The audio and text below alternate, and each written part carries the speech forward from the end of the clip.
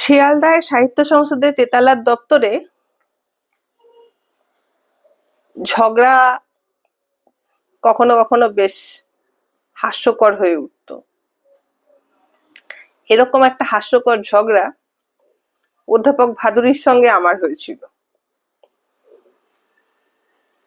কি নিয়ে তর্কাতর্কি হচ্ছিল সেটা আর ঠিক মনে নেই, কিন্তু এটা আমার মনে আছে, ভীষণ বিরক্ত হয়ে অধ্যাপক ভাদুরীর টেবিলের উপর একতারা কাগজ এরম পটাক করে রেখে আমি চলে যাচ্ছিলাম, এবং তাতে উনি ভীষণ রেগে গেলেন, ভীষণ ক্ষিপ্ত হয়ে উঠলেন, যাকে বলে রেগে গেলেন বললে কম বলা হয়।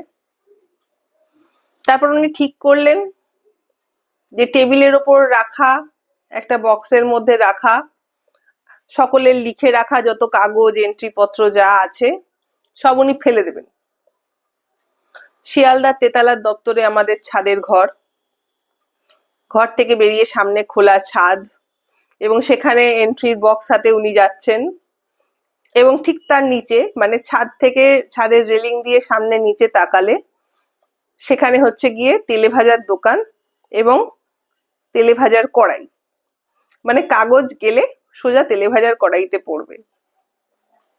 বিশ্বাস করুন, আমি কি করেছিলাম তার জন্য আমার সরি বলা উচিত ছিল কিনা বা ওরকম কিছু মাথাতেও আসেনি, আসলে আমার প্রচন্ড হাসি পাচ্ছিল যে একটা লোক কাগজ ফেলতে যাচ্ছে এবং সব গিয়ে তেলে ভাজার কড়াইতে আলুর চপ পেঁয়াজি ইত্যাদির সঙ্গে ভাজা হয়ে যাবে,